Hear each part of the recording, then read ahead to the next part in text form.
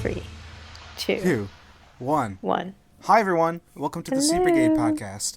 My name's Ken, I'm Emily.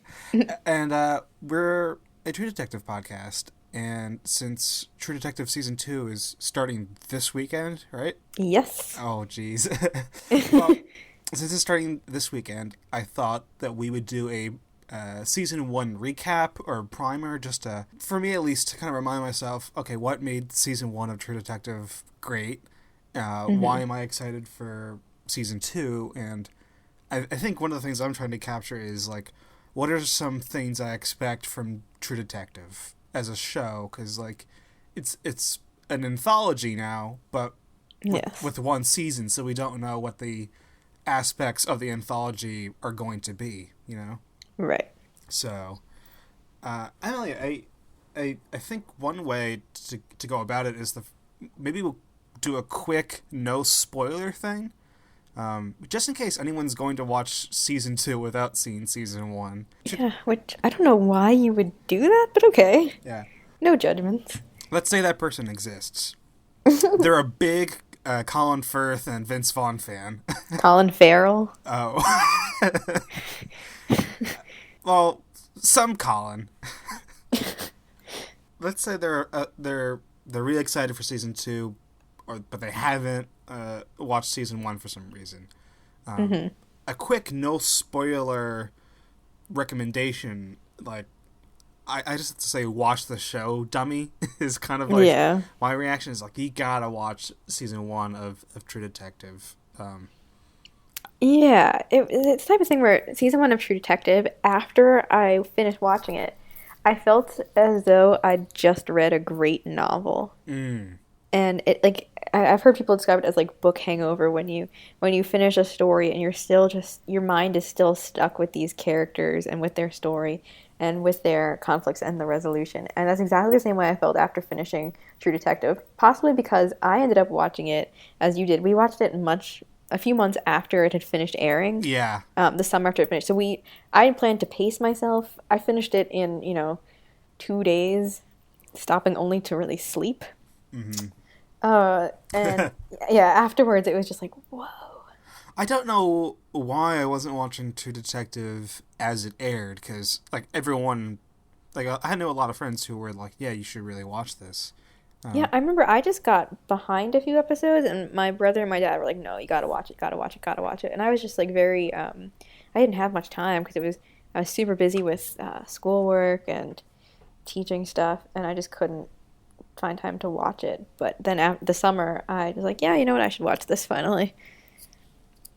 I gotta And say, I think something I would say to someone in a non-spoilerly way is that if you start episode 1 in, like, the weird occult murdery stuff and the types of confusing things that Matthew McConaughey is saying, I say that the show will end in a surprisingly optimistic way, right? yeah. Yeah. Yeah, and lots of people I remember. So one of the things about watching it in hindsight, looking at, because I would still go after watching each episode and look at like reviews and that kind of thing, Yeah. episode discussions, and lots of people really, really hated the ending, but I loved it. Same. I mean, I don't know if we can really talk about the ending in a non-spoiler section of I'll the podcast, say but this is where the tape stops. If you haven't watched season 1 yet, yeah, do it. here be monsters. We're going into Yeah. spoilers right now. So. Yeah. I just really loved the ending of it, honestly. I cried a little bit. I honestly loved it. And maybe I'm just a person who I think I've described it to you and to other people as kind of like Game of Thrones syndrome, in where like we are very much, as a society, we've become very distrustful of a happy ending. Like, it happened even with Fargo too, not to spoil Fargo at all, which is another fantastic miniseries, but Yeah. Fargo also had a happy ending, like the movie did. In the spirit of the movie, it had a happy ending. And people were very, very angry about the fact that it had a happy ending, or an optimistic ending, to put it maybe in better terms for True Detective, because I don't know if it was entirely happy, but it was optimistic. Yes. There was hope there. I think And it was I don't- about as hopeful as Rust Cole could get. Yeah. What I think is as funny is that Rust Cole has basically become even to people who have never seen True Detective, I feel like Rust Cohle has become a pop culture icon in a way, because you have, I mean, it's kind of maybe less Rust Cohle and more does Matthew McConaughey, but that style of McConaughey, because like he went on to do the Lincoln commercials, which weirded everyone out, and then and then Jim Carrey parodied the Lincoln commercials, and like Patton Oswalt did like a Rust Cohle parody on, I don't know if it was SNL or some other like sketch comedy show, but in any case, like I feel like a lot of people could be unaware of how much True Detective is actually out there in like the pop culture stratosphere. Yeah, well, I mean, even before watching it, when time is a flat circle became a thing, like that was everywhere. And so obviously I was aware of this, time is a flat circle monologue before I had seen the show. That was really the only thing that I knew. I mean, maybe I just managed to avoid spoilers completely, but because I had no idea how anything ended, who the killer was, and how it ended, and what. I didn't even know, honestly, that there were multiple timelines going on, which is like, that just kind of shows. That's not even so much spoilers. It's just like I was completely ignorant to the content of the show. I had no idea. I think I managed to hear about Carcosa in the Game of Thrones podcast, Boars, Gore, and Swords. Oh yeah, my brother had mentioned Carcosa, so I'd heard about Carcosa as well. Yeah, but that's it, really. They likened the Three-Eyed Crows. Oh, in that session interesting. As like a Carcosa-like. I'd actually say that is. Yeah. Kind of like Carcosa. Like a weird, creepy thing. Yeah. The great thing is, I feel like True Detective is, it's kind of more than the sum of its parts. Like in a vacuum, Matthew McConaughey's weird, I can smell the psychosphere stuff. Like all these things mixed together to make a good television show. Like the Rust Cohle show wouldn't be good. The Marty show wouldn't be good. But together, it's perfect, basically. Yeah, so it's like looking at season 2. I think if I had to make a short list of the things I expect from True Detective, it's not buddy cop. I'm surprised the AV Club was really harsh on season 2 for not being a buddy cop. I think I don't think the buddy cop thing is like. I feel like what makes True Detective interesting is the mystery around things being out of chronological order. It's knowing that we're in like modern times and we're dealing with a mystery or like a case that starts in the 90s, and there's these 20 years of like who knows what happens, Right. So I feel like that's not something that needs to happen in season 2, but it's something I would like to happen. I feel like I don't think it does. Yeah. I think earlier reviews already said it's one timeline. Which I think part of me is I guess glad that it doesn't try to do the same thing, try to shoehorn the same technique into 2 different seasons. However, I think that's part of what made season 1 great. Yeah, I guess I feel like the chronological thing doesn't need to be used in a gimmicky type way, where if the method of like a time gap was used to create mystery, that's one thing. The thing is, like, I look at the Colin Farrell photos, and like his character appears kind of neat looking, clean shaven, and he also appears like heavily mustached and stuff, So like, I feel like there could be space for at least character change, because I feel like how Rust Cohle develops into a physically mangly looking person, and by modern times, is like one of the things that is interesting. Is the show picks up with Rust Cohle in 95, 94. Well, no, the first that you see of both Marty and Rust is in 2012. And then it cuts to January 3rd, 1995, which is the day that they find Dora Lang's body. It's also I hadn't remembered that, but it's also the day of Rust Cole's daughter's birthday, which I didn't pick up on the first time, but the second time I watched it, I did. Yeah, it's funny because they tell you in that episode that his daughter passed away. Yes, they don't tell you how, but somehow, but you know. I mean, like with all of that knowledge, though, it puts into much clearer perspective why Rust is heavily drinking, why he's, that the case starts on this day, hits him hard. Yeah, yeah. One of the things that really made an impression on me upon my second viewing was just how much they lay out there in the very first episode about where this case is going. I mean, so for me, the first time I watched the series, maybe it's just because I was digesting the episodes so quickly and wasn't really taking time between episodes. I didn't have a week to think about each episode in between. But when at the end of it's episode either 4 or 5, when the two officers who are interviewing Russ and Cole, they reveal to Marge that they suspect Rust of being the killer. Yeah. I was like, oh my god, he is. And then I was like, wait a minute. Once I thought about it for like 20 minutes, I was like, wait, no, he's not. Yeah. But that's something I wanted to ask you about, was because the detectives who were interviewing Rust and Marty, because I don't think I ever, I mean, I don't want to say fell for, but I don't think I ever believed their angle. I always thought they were just misguided.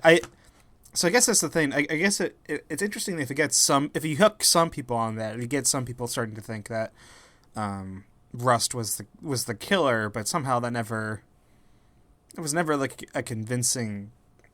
No, I mean, I was convinced for about again, like 15 minutes, and then I was like, wait, no, because actually one of the things that I remembered really convinced me otherwise before I ended up watching the next episodes was when Rust kills and Marty get Reggie Ledoux when they capture him. Yeah. Before they kill him, or before Marty kills him, Rust says to him, "Why the antlers?"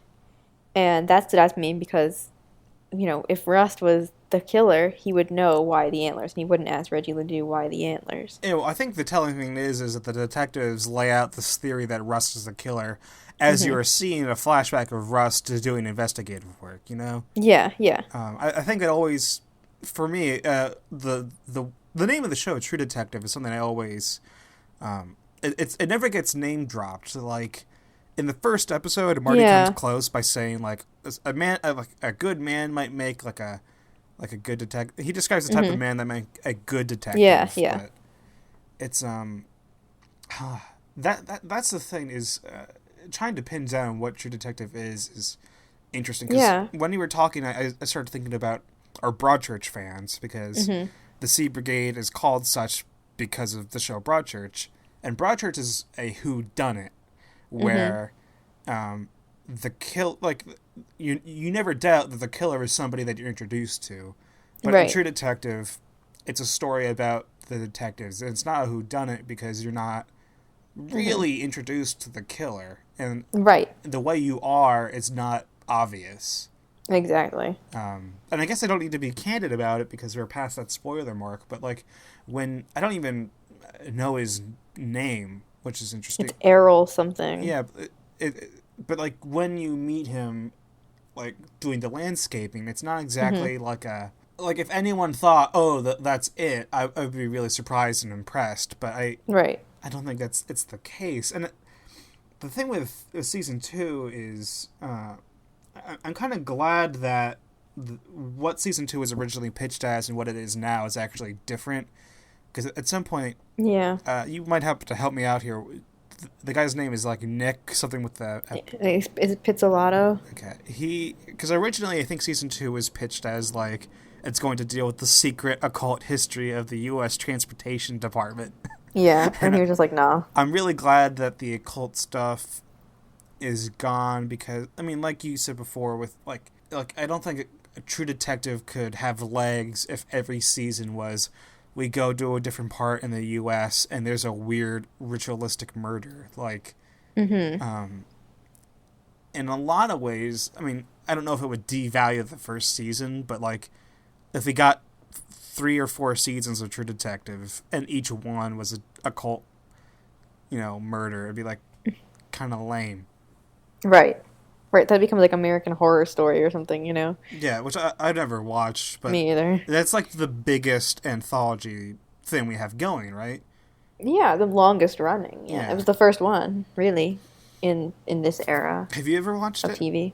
No. I wish we had someone here because, like, then I feel like they could like be our tour guide through what's it like to be a fan of an anthology series. Because, So, without having ever seen The Wire, because my brother now is watching The Wire, and the way he's described it is because each season revolves around a certain crime well, or like a certain area each of season Baltimore. of The Wire is very different. So Yeah. I've watched. This drives my roommate crazy that I watched 3 out of 5. And I started season 4, and he's like, "How could you not finish season 4?" But I've just had different projects. I had Broadchurch, I had Game of Thrones, but every season of The Wire is very different, and it's so you can't say it's an anthology because it's the same characters and Right. and plots move in like Right. you can't really watch it in a vacuum, but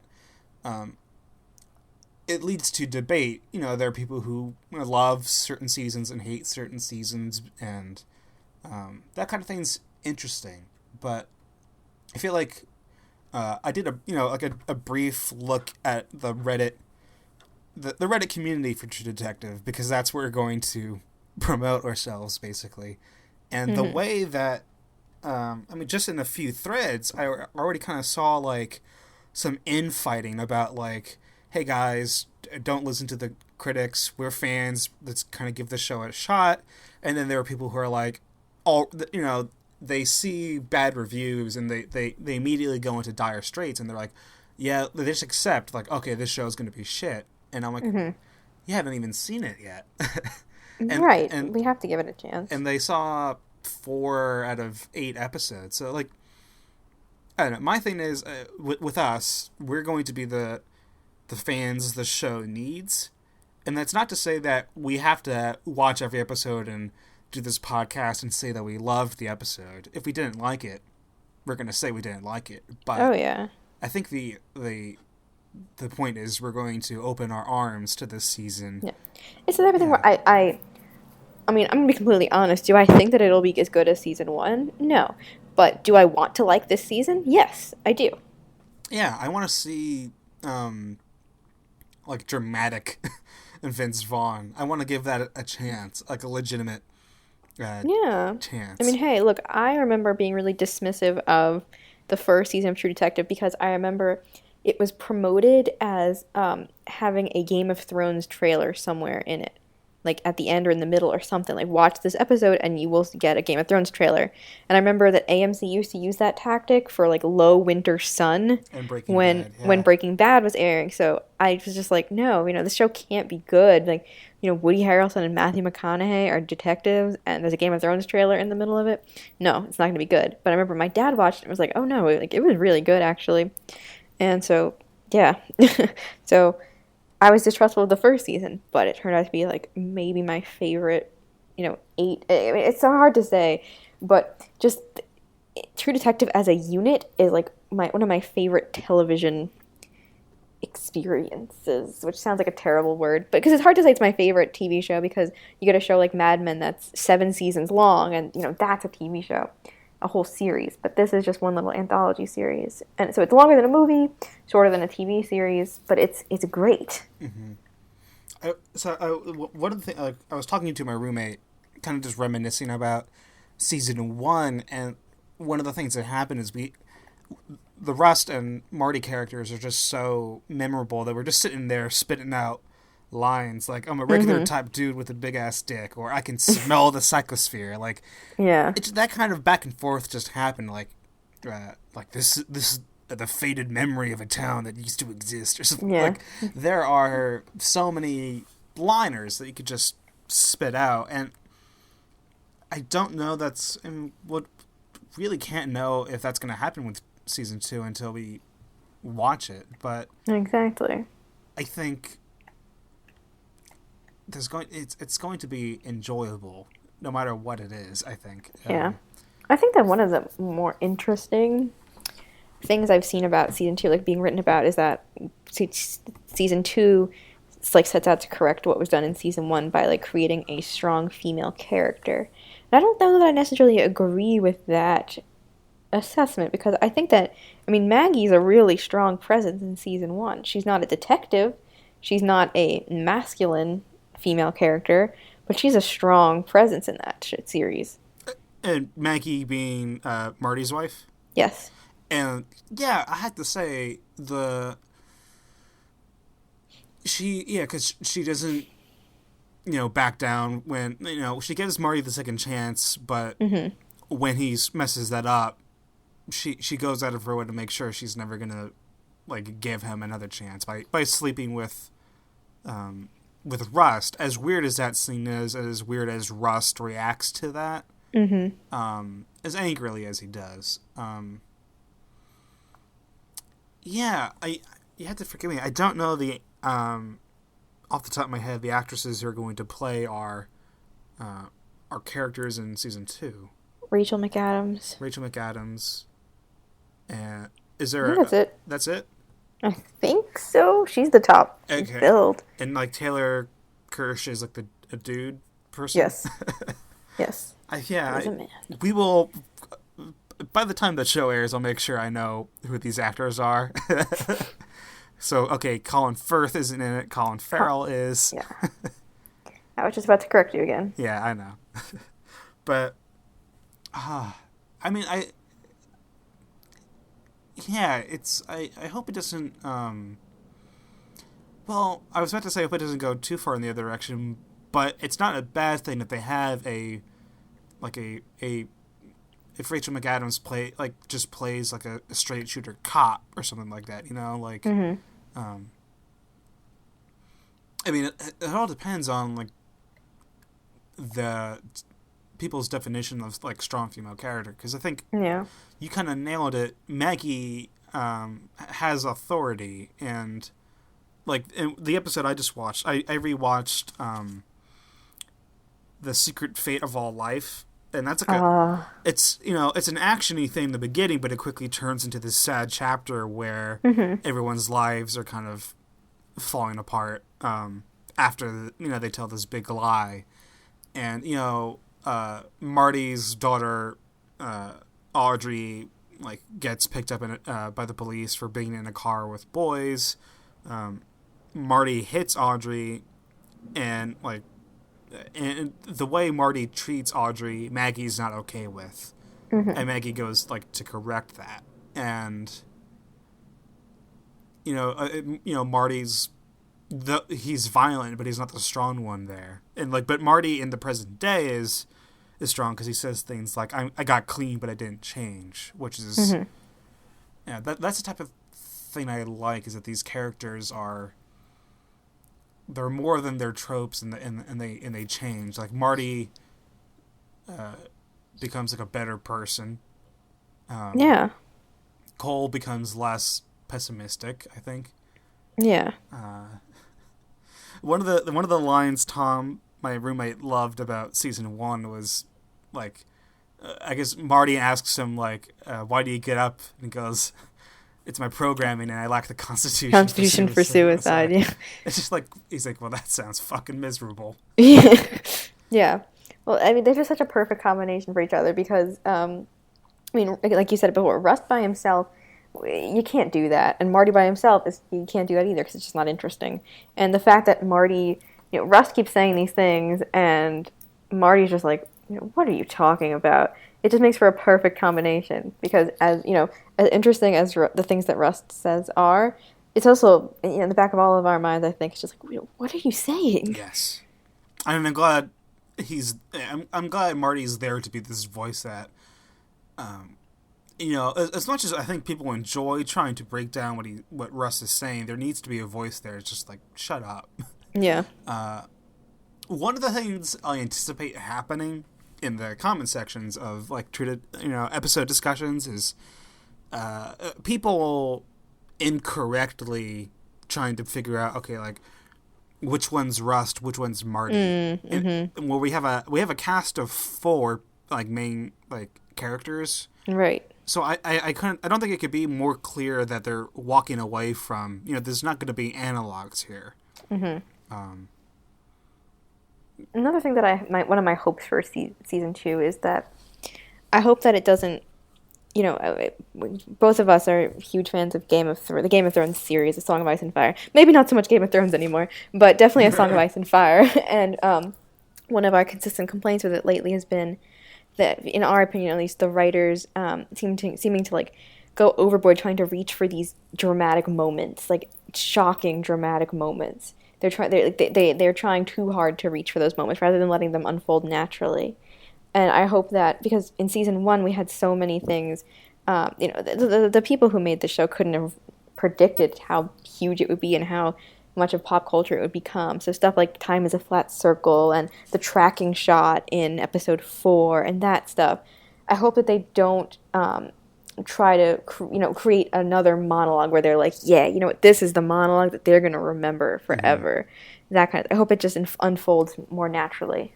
Yeah, well, I started thinking just now, like, if we don't have alternate, not alternate timelines, but if we don't have, if things are in chronological order, and things don't take place over, like, 20 years, and it's not a buddy cop, like, these are all things that are confirmed. There's no occult.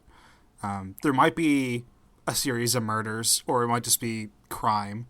Because, like, we don't know everything, but, like, we know Vince Vaughn is, like, a criminal of some sort, something like that. Yes. If, then the last thing that is really defining about True Detective is some of its timeline, like, some of it is its 90s clicks. Like, in the episode I watched, Marty had on a Pink Floyd Division Bell shirt, which is a very 90s thing. But, they nail a climate, a culture in Louisiana, and the music, the looks, the music, the kind of the misery of their locations.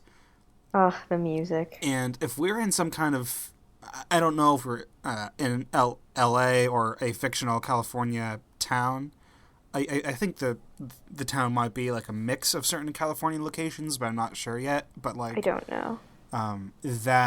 That's what I really want to walk away from. Then is like, because if you strip all these other things from True Detective, it's like, okay, these are characters in a miserable location. I want to see, and that doesn't mean season 2 has to be like this miserable California place, but I want to walk away feeling like with a taste of this city in my mouth, and like, how do these characters get to where they are? Because you can kind of understand that in season 1.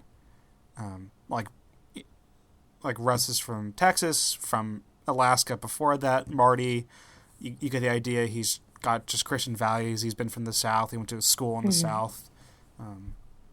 That kind of thing, right? Yeah. Yeah. Yeah. But, yeah, I don't know. Like, I'm flipping through my notes, and it's just like, I feel like what's going to be fun is, since it's not a whodunit, like I was talking about before, but I think we're going to spend a lot of time each week thinking about what these characters are going to do. Because we don't know what the consequences or the stakes are going to be, but I feel like part of watching season 1 of True Detective is, because it's not a whodunit, we can't think at the end of each episode, oh man, what is this, who do these clues point to? But we care about the progression of the characters we have on screen. Right. So, I mean, I'm looking forward to it, but looking at these notes, it's making me wish we had a True Detective podcast a year ago. Yeah, if only. Yeah, I mean, that would have been a lot of fun. I mean, I hope that it's a lot of fun podcasting this series, but I like knowing how, incredible season 1 was, I do wish that we had done it. And I wish that I'd watched it every week rather than waiting for it to watch it all at once. And something I'm thinking about, like the show is not going to end with all 4 characters converging on a big bad like that. Like the guy in season 1. Sorry, he had his name down again. It's like Errol. Errol. Yeah. He was really creepy. Oh my god. Did you rewatch the finale of season 1? Or?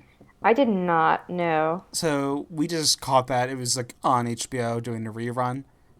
And the way he interacts with his, I don't know if it's confirmed to be his sister, but it's a relative. Yeah. Ugh. Those interactions are creepy. The way he does like an imitation of the British character on the movie. Yeah. Yes. It's and the set creation too. Ugh. Like you can smell how bad that house is, I think. I was about having a heart attack that entire episode. I was just I just couldn't. I could not. My hands were in front of my face the entire. I mean, I was watching, but I was so tense. I guess that's what I want too from. Yeah. I want the set creation to carry over. It doesn't need to be a ramshackle, gross place like Errol's house, but there needs to be an attention to detail, I think, because yes, I believe it was McConaughey's idea that Rust would have a circular mirror just big enough for the eye in the middle of his apartment. Like, I hope that the actors, I mean, I don't know if like McAdams, Vaughn, and Farrell are executive producers the same way that Harrelson and McConaughey were. Right. But I feel like actor input was another part of what made season 1 great, was that you got the idea that those actors really knew who they were playing. Yes, they had a very good understanding. Like, didn't McConaughey spend like months like keeping journals like as Rust Cole or something crazy like that? Oh, I had no idea. That sounds very method. But it's the type of thing that would turn you into Rust if you were just babbling, you know? Yeah. Well, I think maybe that's part of why he was. I mean, people before, the McConaissance, he was just kind of like the surfer dude bro. But like me, I think there is definitely much more going on up there than he originally was marketed to have, and maybe he is more like Russ than we really think. And actually, another thing I wanted to bring up about differences, between the 2 seasons is that the director from last season, Cary Fukunaga, will not be directing any episodes this season. So whereas season 1 had one director for all 8 episodes, he is not directing any of them. Ooh. Apparently, the writer, Pizzolatto, and him had like a falling out. Yeah, well, they got one good thing out of him, right? Yeah. Partnership. If I had to place one bet on something that would happen in season 2, is, how we got that really great tracking shot and who goes there, the shootout with the bikers and the gang. Yes. If I had to guess, I feel like somebody, I mean, not even that they want to top it, but I feel like there could be a tracking shot in the second season. I hope that there's not. I feel like that would just be like purposely snarky. Here's and like the thing. Purposely trying to top. Yeah. I would hope that there wasn't, but a part of me feels like there might be. Because somewhere in the season 2 trailer, you see someone put on like a ski mask and kind of do like a whisper sound. Like, if they're pulling off a heist, doesn't a heist seem like something that a writer or a camera person would be like, oh yeah, and this is where the tracking shot of the season is? Yeah, I hope that there isn't, but you never know. Because like tracking shots have become, like True Detective did a tracking shot. The season of Game of Thrones after that, or did a tracking shot. Did they? Which one? Well, okay, if you don't want Game of Thrones spoilers, skip ahead like 5 seconds. But the Battle of the Wall had a tracking shot. Okay, I don't remember that. Okay.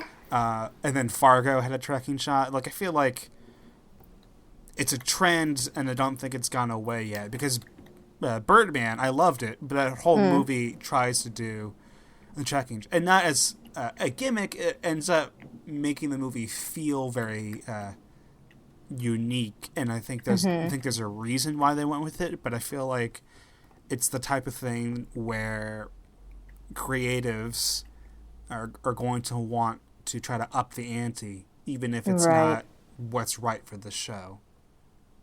But I'm kind of excited because this is the first time in a while that I feel like I'm getting revved up for a show that I don't know anything about. Whereas Game of Thrones this past season, even though we read the books, we didn't know what was going on. I didn't feel the same amount of excitement. And a lot of, I think it's probably really been since Broadchurch season 2 started up that I've kind of felt this way, where it's like, I watched one season and I really enjoyed it, but I have no idea what a second season means. So that type of thing. If anything, it's going to be better than whatever else is on TV. I mean, what else? I mean, aside from the fact that we never get good TV during the summer. Like, dramas are never on during the summer. So that's one. So the other thing I'm also going to be watching is, like, Big Brother. So it's going to be Big Brother and True Detective. Judge me all you want. But even during the year now, during the TV year, what else is going to live up to True Detective? Even if it isn't as good as season 1, it's still probably going to be better than most TV. And again, that's not an excuse as to say, well, even if it's not great, even if things aren't great about it, I'm not like trying to dismiss them and say, well, we should be appreciative, because I'm not the type of person. I hate when people say about Game of Thrones, like, it's still better than most stuff on TV. But you can criticize a show and then also recognize what it's doing well, and also compare it to other things that are on TV. You know what, though? I feel like there's a lot we could continue to say about season 1, but I feel like as a primer, like we didn't go episode by episode or anything like that, but I feel like people who are listening will at least know how we feel about True Detective, right? Yeah. Yeah. So I think I might go into some emails. Oh, we got emails? We have like 2 replies from our Broadchurch fans about Broadchurch related news. So this might be not interesting for True Detective fans, but here's the catch.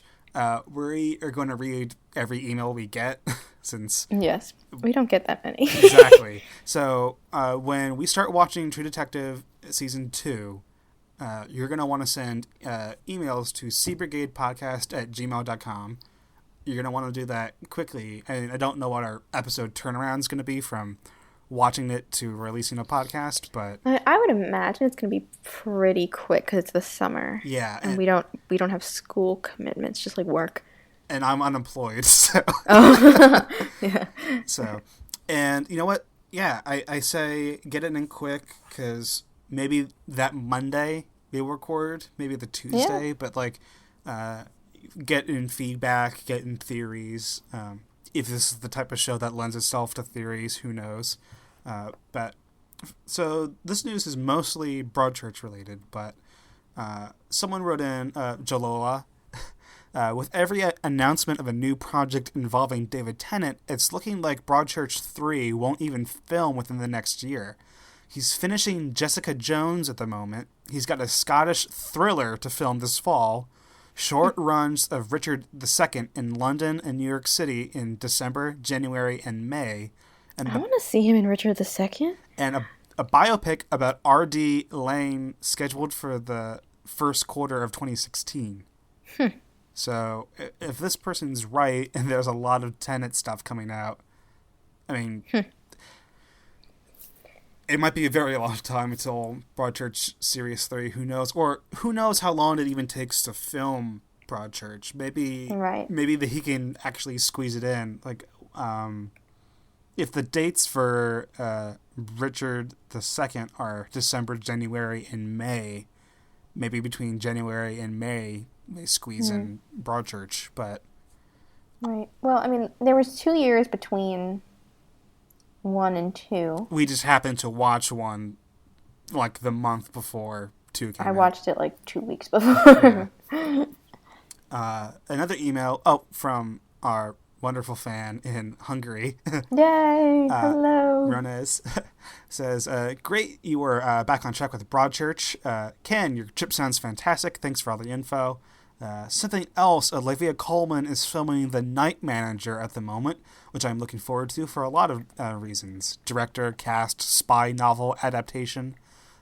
Yes, please make a True Detective Season 1 recap. I only have a very lame suggestion for the podcast called The Mustache Brigade. I actually thought of one as we were talking. The sequel Brigade. Could it's be. Lame, I know, it's lame. But the Mustache Brigade would pay homage to Rust and Colin Farrell's epic facial hair. Sorry, I am so sorry. All the best, and thanks for your work and enthusiasm. Thank you.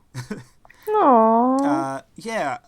Positive feedback is what I feed on, and even though it wasn't my negative feedback, I got really like a rotten feeling about the Mad Men community when like nasty comments were left on like your YouTube video for the Sterling Brigade.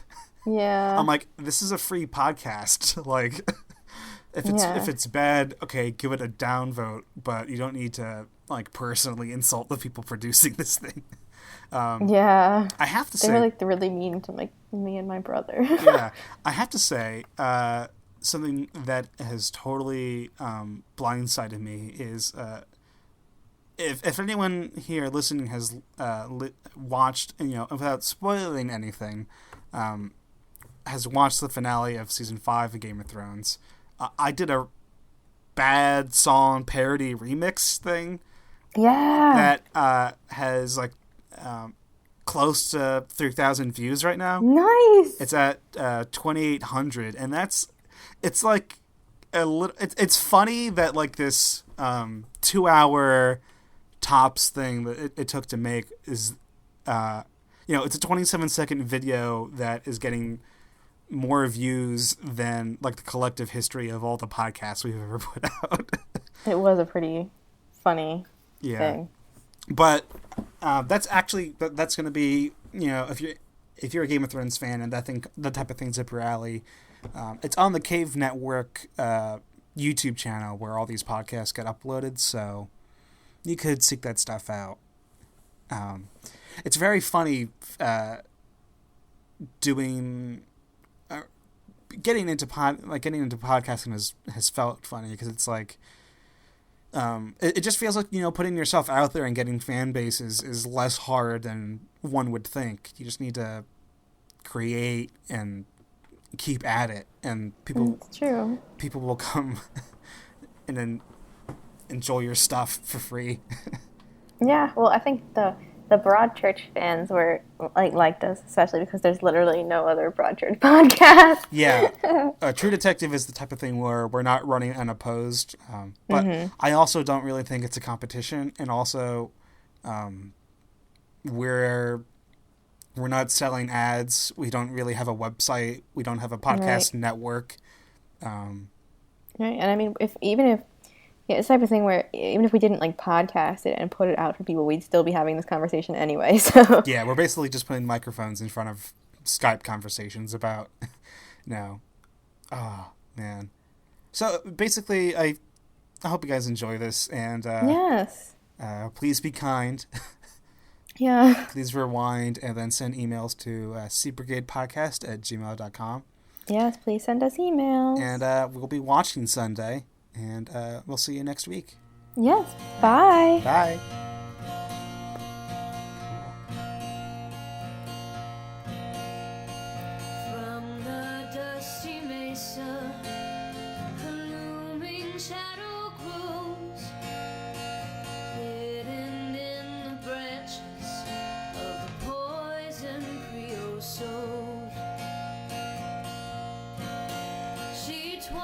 spines up slowly towards the boiling sun. And when I touched her skin,